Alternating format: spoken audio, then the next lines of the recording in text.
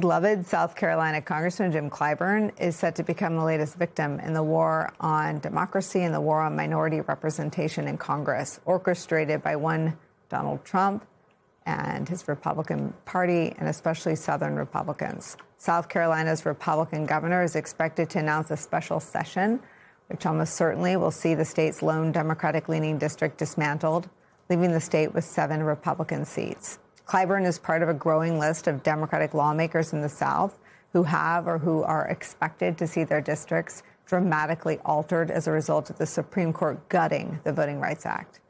But no amount of gerrymandering can change the fact that Donald Trump and his party are deeply unpopular and growing more unpopular by the hour with voters, including Republican voters. Reuters reports this, quote, Republicans have won the great redistricting war of 2026, but that may not be enough for Donald Trump's party to maintain its hold on the U.S. House of Representatives in November's midterm elections.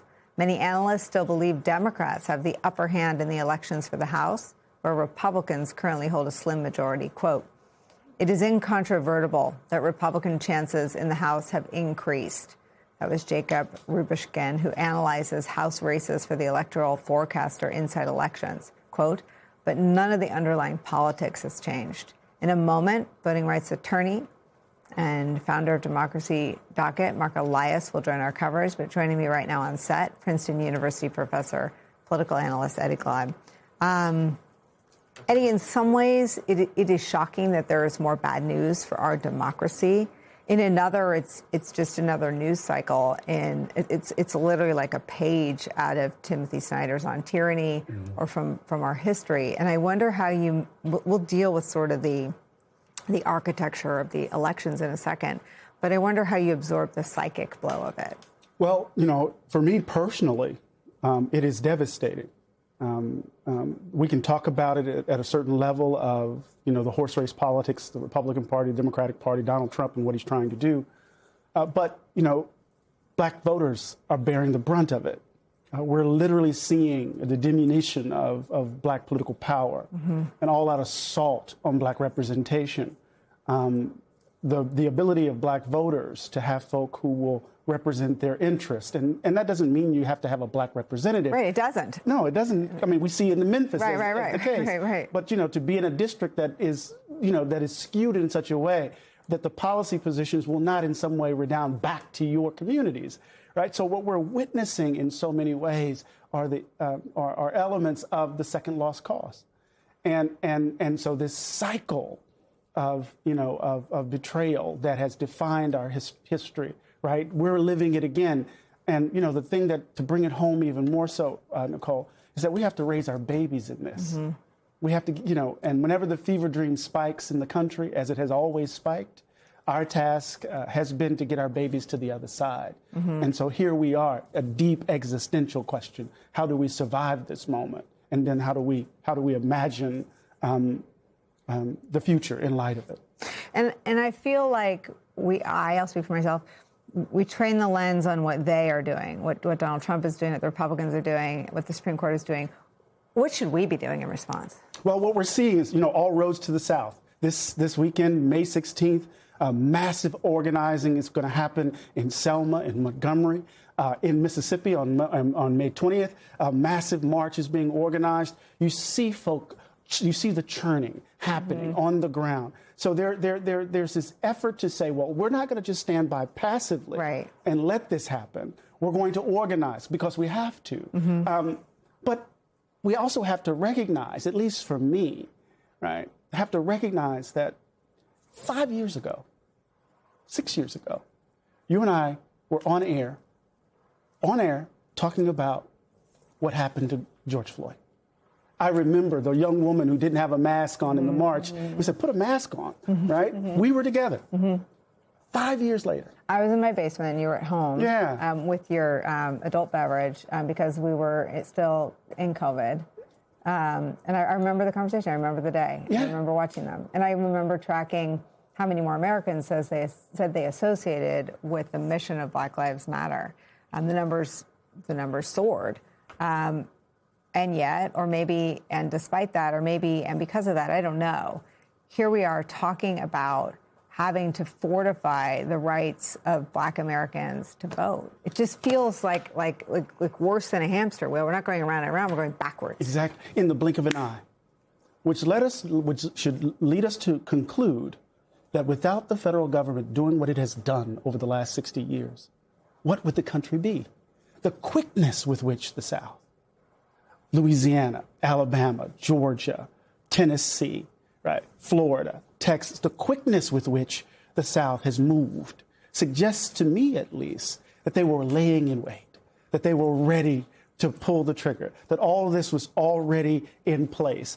And so I'm always, I should say this, and you know, I'm always kind of qualifying it when I'm about to say something somewhat emotional.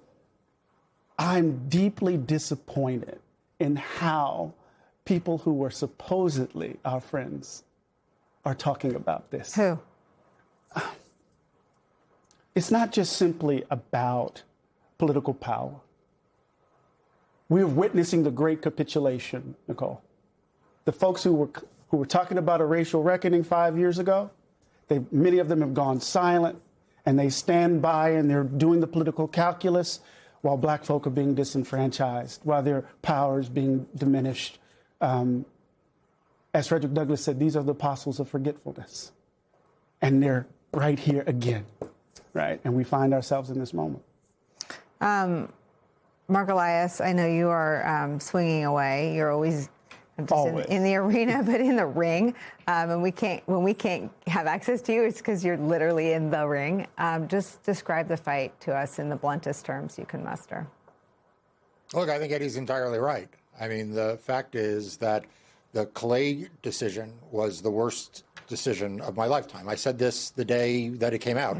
As you recall, you asked why I was so angry. You said I was uncharacteristically angry. And I was angry because this was what we were going to see if the Supreme Court did what it did. In other words, it was entirely foreseeable. There is no way that John Roberts or anyone on the court can say, my God, I'm really surprised that the consequence of us gutting Section 2 of the Voting Rights Act is now state after state after state where Republicans control the legislature targeting Black elected officials and Black communities of voters. And I want to be clear about something. The first place that Republicans publicly commented about was when the Missouri senator, the former Attorney General, Eric Schmitt, said, we need to look at all the Section 2 districts in the country, and we need to start in California. Now, what a curious place for him to say to begin, because, in fact, California is not the Deep South. But for Eric Schmitt and for the Department of Justice, Harmeet Dillon, who said on it, on social media posted that she was on it, they can't imagine that there are any Black elected officials who are elected on the merits. I mean, we know California's map right now is a partisan gerrymander. We know that because Gavin Newsom passed a partisan gerrymander. We know that because the courts adjudicated a partisan gerrymander. Sam Alito said California was a partisan gerrymander. But we are going to see Republicans, not just in Alabama and Louisiana and Mississippi and South Carolina and Georgia, where it's bad enough. We're going to see them try to use this to try to delegitimize, to try to say it is illegitimate for any community of Black voters to elect their candidate of choice, whether they make up 50% of the district or 70% of the district or 7% of the district, and that every Black elected official is somehow suspect. And this is what I meant when I said this is the worst opinion of my lifetime. It is not just what Calais did to Section 2 of the Voting Rights Act, but it is what it has unleashed and what we are going to continue to see. And so we all need to fight back in court. But I want to add one final thing that Eddie said. You know, it is fine. It is important. It is vital that the civil rights groups right now are speaking out. But where are the rest of us? Where are the rest of us? Why isn't the legal establishment speaking out about this being an atrocious, an undemocratic decision that is undermining democracy? Where are the business leaders? Where are they in speaking out? Where are the non-civil rights groups in speaking out here? And I'm not saying none of them are, but too few are. I mean, this is rolling back the foundation of what made America possibly a democracy beginning in the 1960s. And yet, In most quarters, there's silence. I won't be silent, and I know Eddie won't be silent, and Nicole, I know you won't be silent.